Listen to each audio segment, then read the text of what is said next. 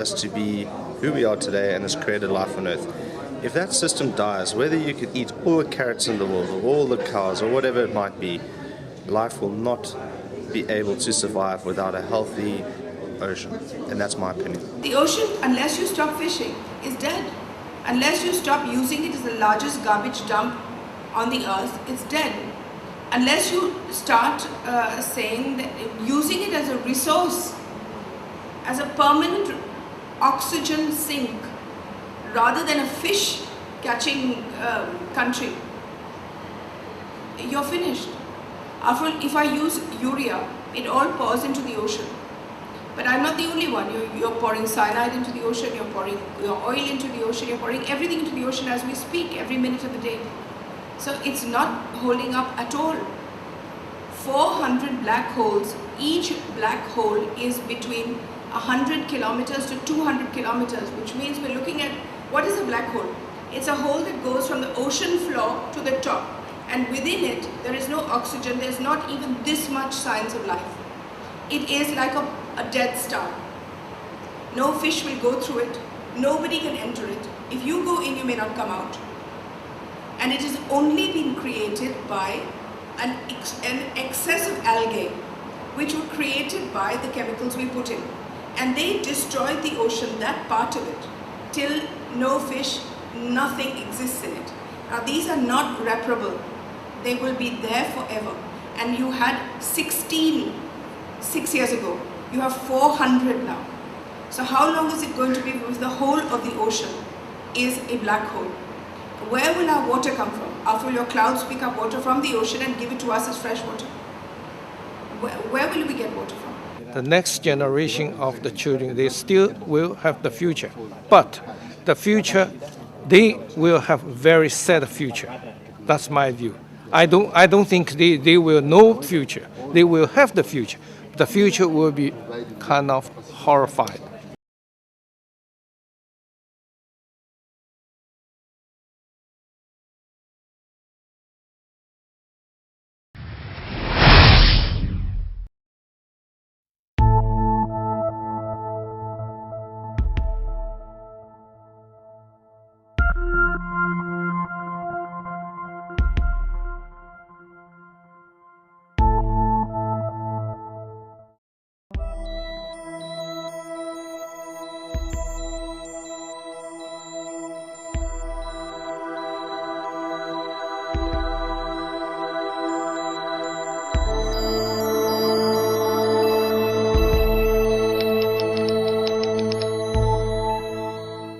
A normal project would work, where they would come and negotiate because they'd have an agenda. They want to come in here and they want to start a AIDS orphanage or something like that. They would go to the chief and they'd say to the chief, we want to start up an AIDS orphanage and we want to try and employ some people and educate some people and we want to take care of all your AIDS orphans and for that we want some land. And the chief would think about it seriously and he would feel important and say, yes, it's a good idea, these things. And there would be this trade-off, but in a way the project would then be beheld to the chief. Whereas we kind of came through the back door here. Firstly, because I came in here with a preconceived idea that this whole tribal system or traditional system was flawed anyway, and it failed. So I came in here with kind of really a judgment against this whole traditional system and things like that, you know, from what I'd heard, which is really unfair, but that's how I came in here. I sort of touched a little bit on what Contra Lesser, which is the Concrete Traditional Leaders, was all about, and it looked dodgy. In a sense, it was quite rude. I should have gone to the great place of this specific council and said, I'm here to do this. Another thing was, having worked in the Transkei before, worked in many other countries in Africa as well, is that you sort of also believe in the bush telegraph.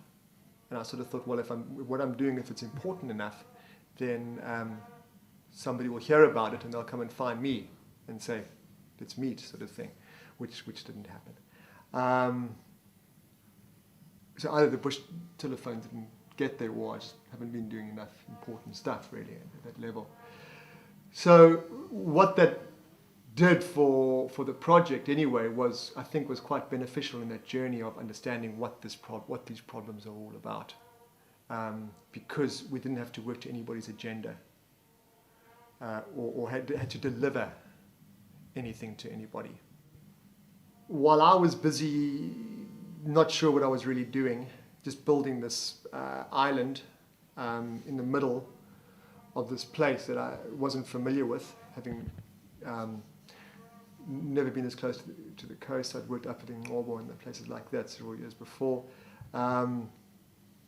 To put in a relatively self-sustainable place and hoping that people would just be flocked and would just feel there's some kind of magnetic pull to this place, and we could teach people how to eat and to respect water and soil, and building and things like that, and get their houses stronger, which was really naive of me, I think, in hindsight. I think people are used to being herded in a way, and they just didn't. So they thought in order to engage with me, they'd have to pay me. In other words, if they want to come and make bricks, they'd have to pay me to do that, which was never in my mind, but I didn't articulate that very well, I think. So all this time I'm busy developing these gardens, I'm busy building these buildings, and sorting out these water issues and things like that. And at the same time, I'm watching it collapse around me on the greater scale. The municipality falling to pieces, the water systems falling to pieces, understanding how that's affected the whole dynamics of the community.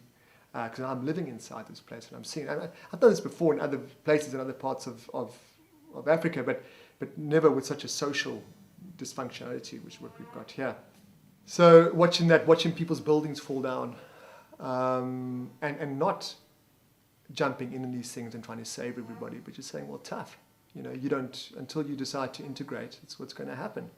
Of course, because what then, whether it was a good thing or a bad thing, but this main chief who was head of Controlesa, who I was working with, died, and left this huge void suddenly that we had started, which was about leadership. And he completely saw things the way that I saw things, of understanding that present leadership was flawed, and had to be nurtured, and then to start focusing on the next leadership, the children, and to create leadership schools for these guys to come through so we can start to shift the whole thing around. Everything is based on oil. Yeah. Our monetary system, our judicial system, our education systems, everything on this table. Well, this is now second generation, so that's now no longer oil required. But that's our existence.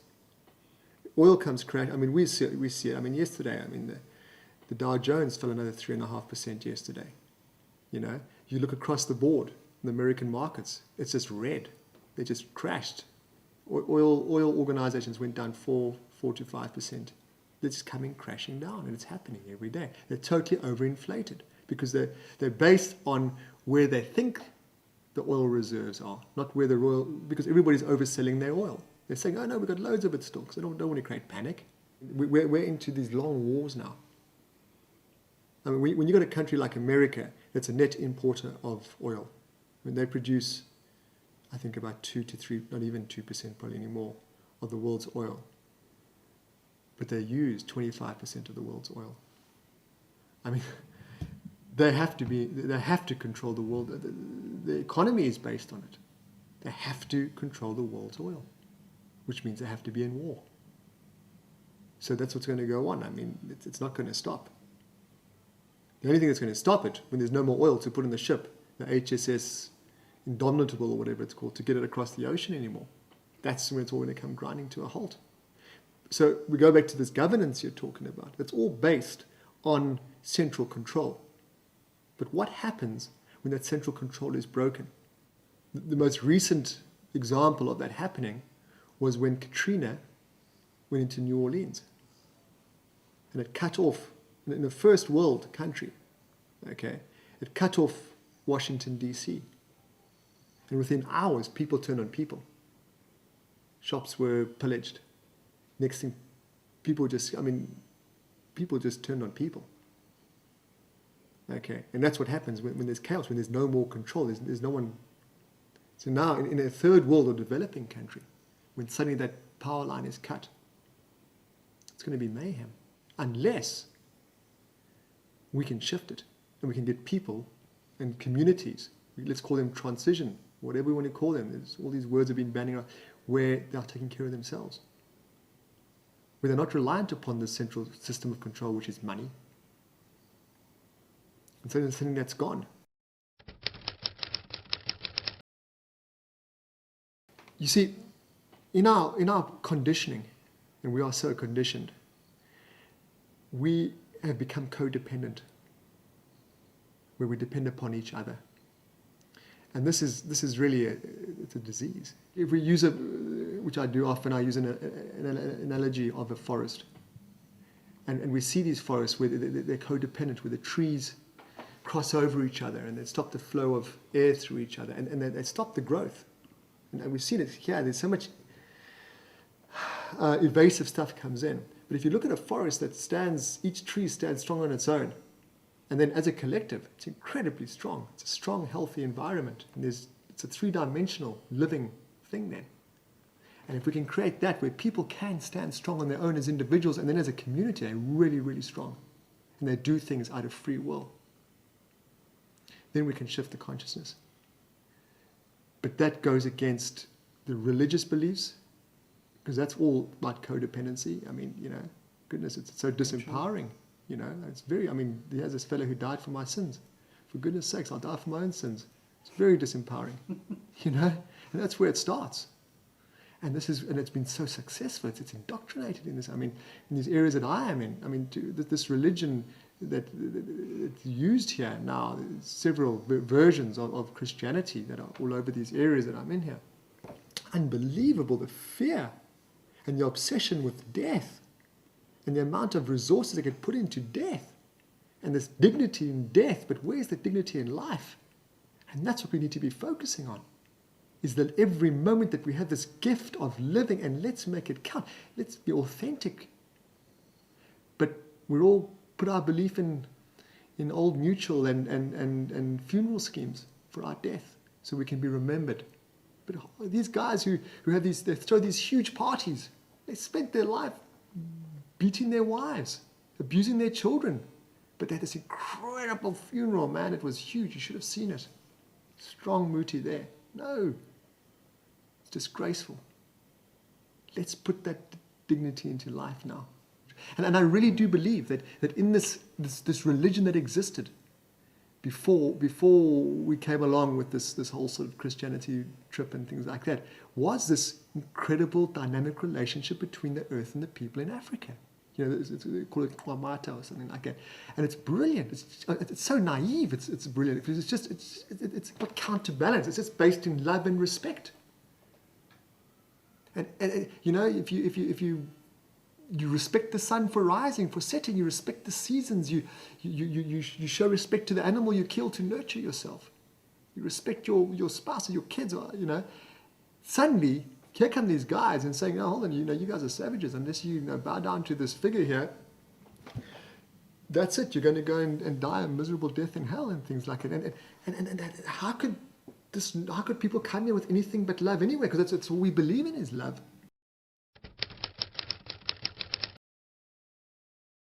Okay, so this is how people are building here. People without much means, which is called a wattle and daub. So here you've got your wattle, which is your wooden framework, and then they're packing in the daub, which is the clay, in here. Now, historically, this is a brilliant way to build. A lot of your Tudor houses in the United Kingdom, which have quite adverse weather, use this system. Okay, and they've lasted for hundreds and hundreds of years. This house won't last a year. Okay, and they have to redo it. What I'd like to propose that the way that this has been mixed, the way it's been mixed in, there's not much intention going into this. It shows a victim mentality within the people, because if this clay was worked through properly, in other words, it was kneaded like you knead bread, and they put a bit of some dry grass in it, or some millie husks and things like that into it, it would create a stronger integrity in the bond, and it would last for years and years and years. But this has really just been put together very loosely, and with not much love goes into this wall. And that's why we're using cements and things like that, because it's practical and it gives it longevity. Now, if you go into some of your sort of Central American, Santa Fe, those sort of areas, for them, which they use the adobe blocks, which is also just sort of sun-dried bricks, clay bricks. For them to come once a year, and the woman would come and they would repair the cracks, because they're also in very adverse dry conditions. where the bricks create wonderful insulation for their homes. It works really nicely for them. But for them, it's part of their cultural heritage. They celebrate the renewal every year, where they would fix up their cracks, that make big clay pits and create a render. That's part of who they are, and their yearly existence, their yearly rebirthing. Yeah, this is clay which we've got locally here. Now, it's quite a strong clay actually, prone to cracking, but it could be worked through a lot better.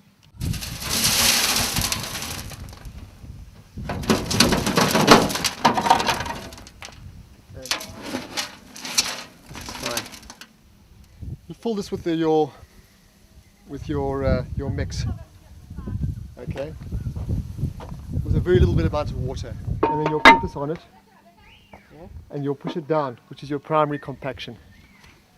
All right. Then take that over, and then this is where you'll notice the bottom is coming up. Yes. So it's compacting from the bottom.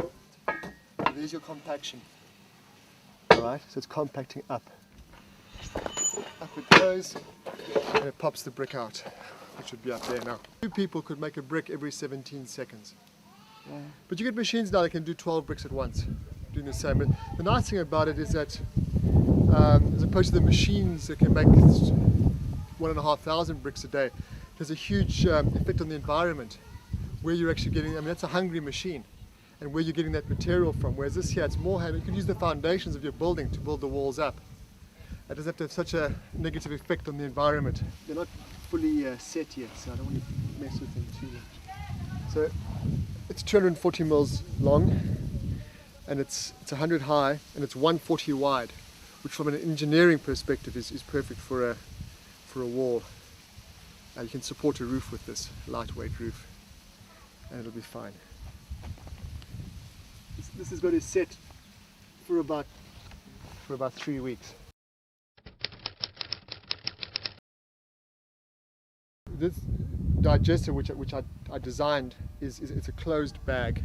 Well, it's got an inlet and an outlet and a gas outlet. So it's made from reinforced PVC, which is the same material as you'll make a jumping castle from. And it's shaped. The shape of it is like a loaf of bread. It's risen. So it has the convex top on it, and everything else is squared. It fits into this frame here that I just built with brick. And how it works is that it comes from the toilets. The waste comes into the I can also feed it with green material, which produces most of.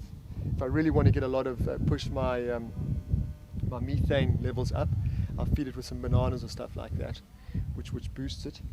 It comes in here, and inside here I have a live culture, which is anaerobic, which means that it exists without oxygen.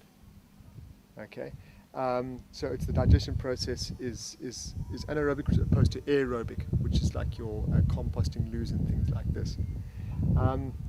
So the microbes that exist inside here break down the waste very, very efficiently, and the energy that comes out of that is the methane gas.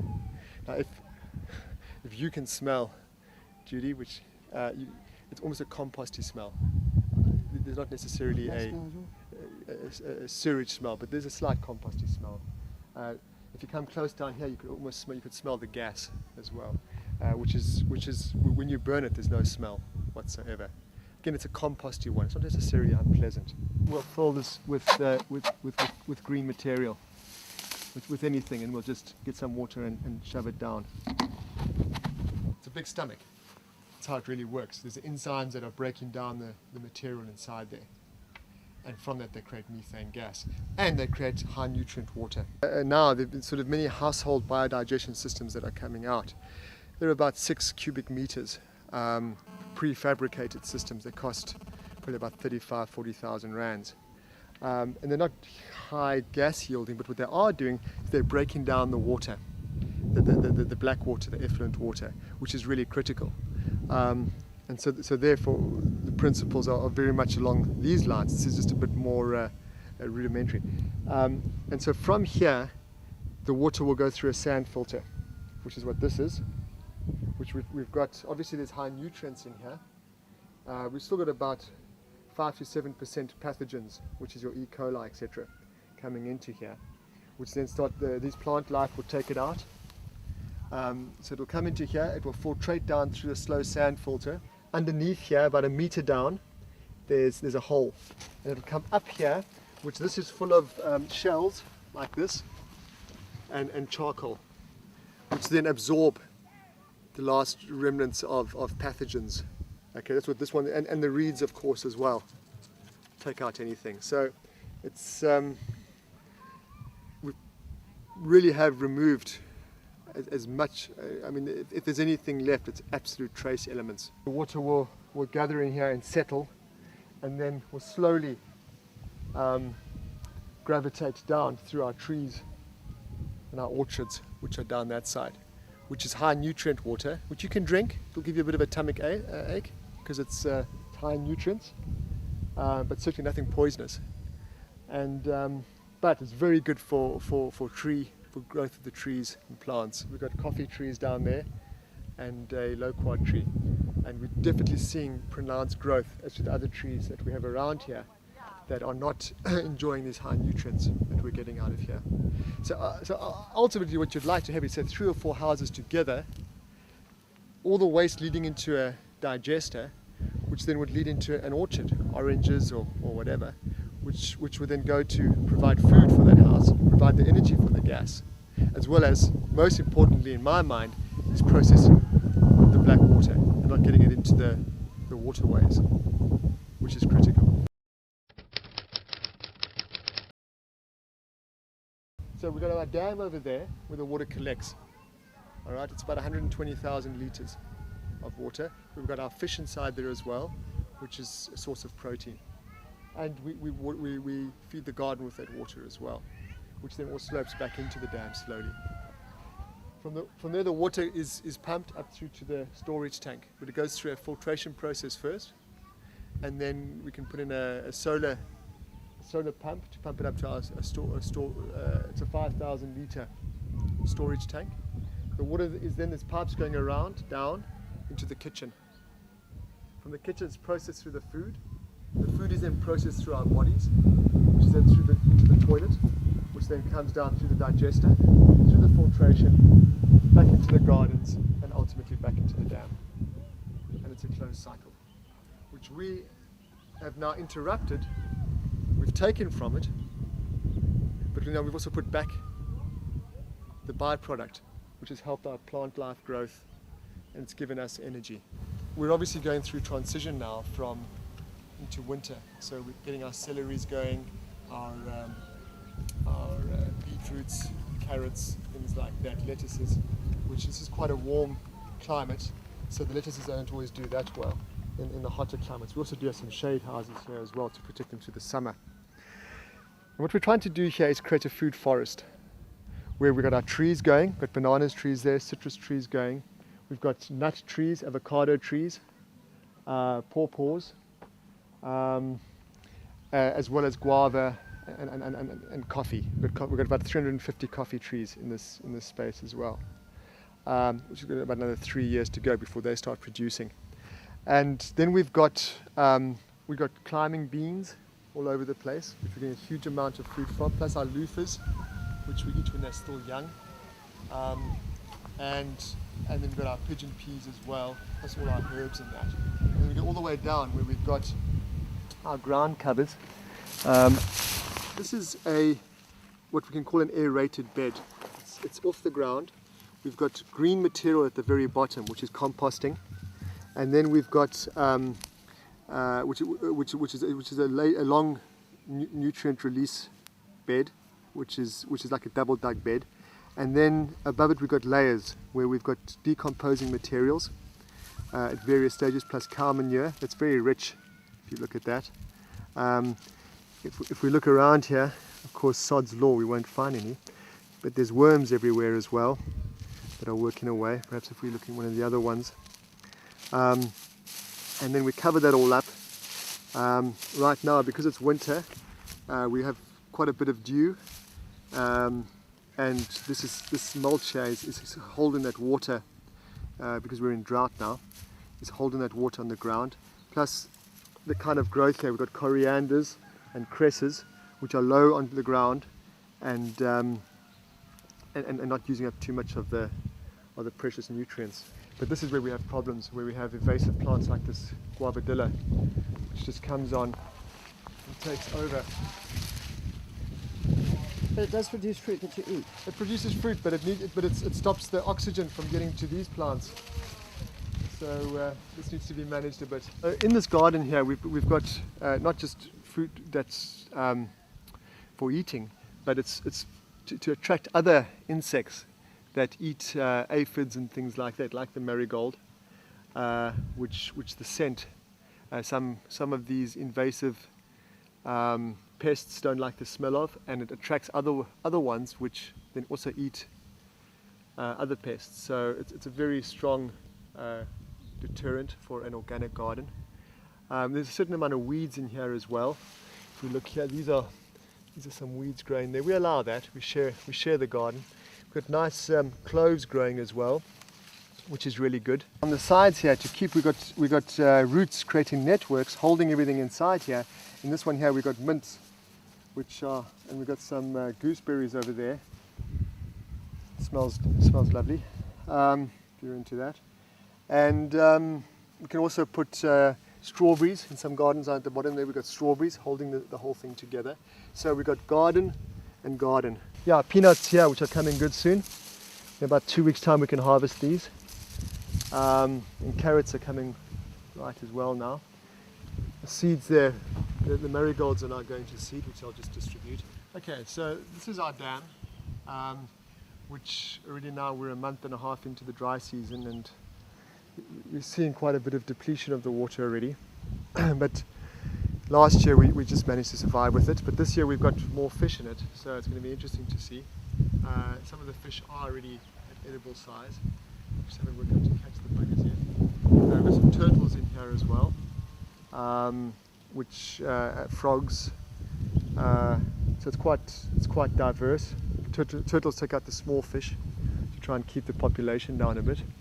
Its own little, each grain of rice, there's a little sheath that exists in. Here's your grain of rice. Our food production has been up about 20 to 30% since we've had the bees here. We were getting some bees still before we put the hive here from the forest, but this hive is about 6-7 months old now and is very, very active. We've already put the second super on the top. So the super is where our honey lives. So the big box at the bottom is the bees' honey, where the queen lives, and then above there is where when that's full, they move up, and that's when we harvest our honey. So the middle one is now full, and the top one is half full now. And what we'll do is, as we go into winter, now the activity will be less and less, and we'll put on one more super, I think, and then we'll harvest the honey probably in the springtime. So now we're not just looking at some kind of one-dimensional garden. We're taking it to all different, and we're utilizing all of it, and we're rotating them all the time, and then also protecting them through the winter months. So it's just being conscious, but certainly there's a lot less energy is put into this garden as it develops more and more and more, and nature is allowed to do her thing, which is what's really exciting about it. And it truly, I do believe in about 2 years' time, it will be a food forest. And if we can get more and more of these into these communities, and people can understand them and nurture them, and yes, take, but then also put back and feed, then we can start to create community around these sources of food.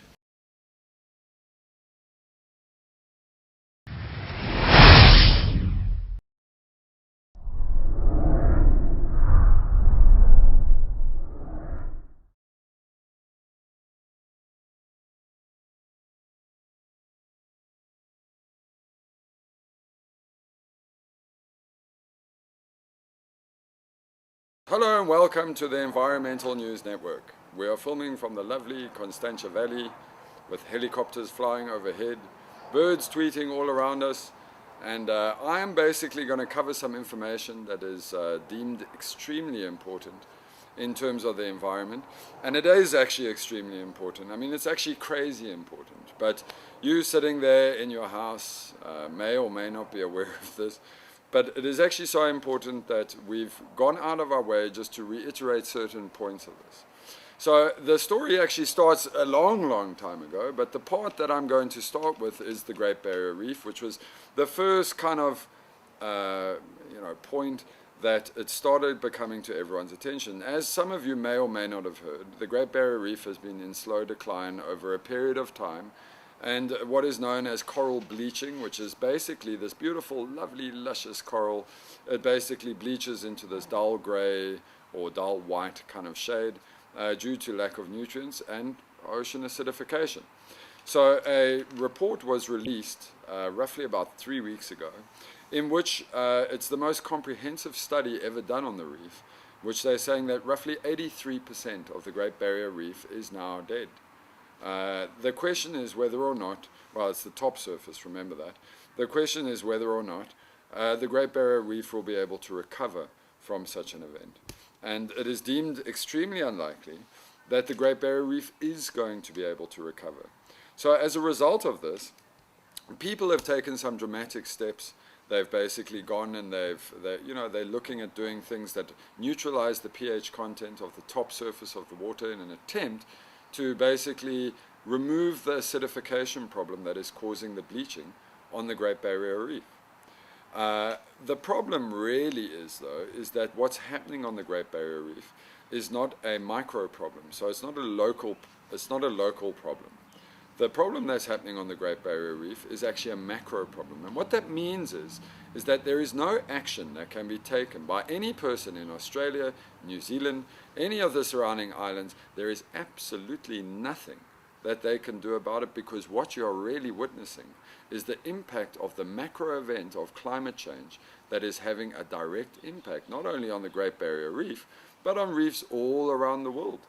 And what that means is that if you start looking at the kind of articles we've put out much news articles about this that's been published rather widely, and there is kind of social activists that are trying to start campaigns, save the Great Barrier Reef, save the Great Barrier Reef, all over Facebook, Twitter, and various other groups. But the reality is that there is absolutely nothing that can be done to save the Great Barrier Reef, because it's a macro problem caused by overall climate change. So the thinking behind the Great Barrier Reef, if you understand that it is like the heart of the ocean. I mean, there nowhere else in the world is such a diverse, large kind of place in the ocean found with such a density of life. So in a way, it's like the heart of the ocean. When you and I don't know how old you are, but when most of us, a lot of us were born, the Great Barrier Reef was an abundant, beautiful place. And inside of our time, we're actually going to see the death of the heart of the ocean. And, no social activism is going to stop it. The only thing that is going to stop it is if we eventually kind of move away from this idea of climate change. But bearing in mind that 83% of the reef is already dead, the probability of us being able to stop it is almost zero. So then, sorry, I've just been corrected, it was 93% of the reef is dead. That's actually right. So then it brings us to another component. So now take that story and throw that story on one side of your mind, okay? And then it comes to another part of the story. Now they were looking, a study was recently done on what is causing ocean acidification. But while they were studying that, they were looking at oxygen levels inside of the ocean. Now there is a relationship between the volume of plankton that is present in the water and their ability to sequester carbon dioxide. The ocean, despite what you may have heard, is actually the largest sequesterer of carbon dioxide. And when I say sequester, I mean that it takes in carbon dioxide and releases oxygen. So the ocean is actually the largest, what we call a carbon sink. So it's bigger than the rainforest, bigger than any other arboreal forest, it's bigger than any thing that we have done. The ocean actually does most of the work. So most of the oxygen that you're breathing comes from the ocean. And I'm going to come to that point in a little bit. I'm just going to explain a bit about the dynamics of what's happening in the ocean. So basically plankton are responsible for bringing oxygen from the surface of the water, bringing carbon dioxide from the surface of the water, and they harness that as they keep the carbon, they release the oxygen. But because the top surface of the water has been heated, because of the amount of sunlight that is impacting on the ocean, the plankton are no longer able to reach the top surface of the water, and thus, even though they are still filtering some carbon dioxide that is resident, because that's what acidification is, it's an increase in carbon dioxide, it's mainly carbon that they're picking up, and there's less oxygen going around the ocean. So the report came out that basically said by 2030, you would start to see off all shores, or you would start to see obvious signs of lack of oxygen inside of the water. And there's another report that came out, but it's kind of minor by comparison, but it's still significantly important, is that the plankton is responsible for bringing that oxygen right from the top surface levels right to all the levels going down the marine chain as far as it can. And what this does is that it enables a healthy marine environment where creatures are of all different kind of levels in the ocean are capable of eating or breathing. So with the loss of oxygen in the water, with the reduction in oxygen in the water, and with the growing kind of losses of oxygen in the water, the impact on marine life is projected to be devastating. Devastating. So what you're talking about is the loss of massive marine chains. So where you and I now can walk into the store and pick up like fish, a large proportion of those fish are they're dying. They're dying. So because they're just dying of suffocation, there is nothing for them to actually breathe. So the impacts, the knock-on effect impacts that this has is dramatic. So now if you take that and put that in the side as well, along with our little story about the Great Barrier Reef, what you're left with is an interesting little study that's been done, and something that we've actually here at Brave Green World, we've been monitoring for quite some time. In fact, it was a question that was raised a while back. When you were in school, you got taught, so you said, like, how much oxygen is actually in the atmosphere, okay? So the common phrase that we throw around is 21%. 21% of oxygen is available in the atmosphere, which means that for every breath that you take, you're taking in some helium, some argon, some oxygen, but of that, 21% is actually oxygen. Now, if you understand the fundamentals of climate change, what they're saying is that there's an increase in carbon dioxide. So from combustion, like we're burning carbon, from kind of exhaust, carbon monoxide. So from all of these things, there is a combustion process that's taking. It's what's called oxidization, which means that in order to release carbon in the form of smoke or byproduct, it has to attach itself to an oxygen so that it becomes lighter and it floats up. So that's how you get carbon dioxide, which means that there's a direct mathematical relationship between the volume of carbon dioxide versus the volume of oxygen. So some studies were done about this, because what we wanted to find out was, what is the actual oxygen? You can't have an increase in carbon dioxide without having a corresponding decrease in oxygen. So we wanted to see what studies were done in relation to the amount of atmospheric oxygen that's available. And so far, the results are kind of sketchy. Scientists actually blatantly stated in the document that they just don't know. So they've done some recordings. Some cities, they've picked up oxygen contents as low as 14%, some as low as 17%. And these are just patches. If you imagine patches floating around above cities that are deoxygenated. And now you can see it all starts to make sense. Inside of your ocean, you're now getting patches of loss of oxygen. Inside of your atmosphere, you're getting loss of oxygen. And those same losses of oxygen are starting to have an impact on the marine ecosystem, which is in turn having an impact on what you're seeing in the Great Barrier Reef. And so, or for the first time actually, all the little pieces of a puzzle are starting to coalesce into one big story. And that story is happening right now. Right now, as I say this, it's happening. And what are you and I really capable of doing about it? Nothing. What are you and I capable to say to yourself that this food is healing for me?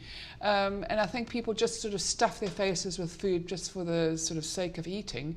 And because they eat such nutrient deficient food, the body just is always hungry. which is one of the things that leads on to obesity as well. So, you know, the reason why people say people want to eat so much of those refined foods is because they are nutrient deficient and the cells need nutrients. So they are saying subconsciously to you, give me food, give me more food, give me more food. And that's why people are just getting kind of fatter and fatter, because they're eating things like sugar, samp, white rice, bread, pizza, pasta. That's kind of like the main part of their meal, which is not what we should be doing. Eating something that's like more eating grain-fed, you're eating grains, then you're actually inflaming your body. And when you're inflamed, because you're eating this omega-6 rich, because omega-6s are generally inflammatory, which also contributes to cancer. So omega-3 rich foods are anti-inflammatory and omega-6s are inflammatory. So we've gone to a total wrong balance of those, which are, so basically we used to have about the same equivalent 1:1 ratio of omega-6 to omega-3. We are now, apparently a colleague of mine did a study where she discovered that South Africans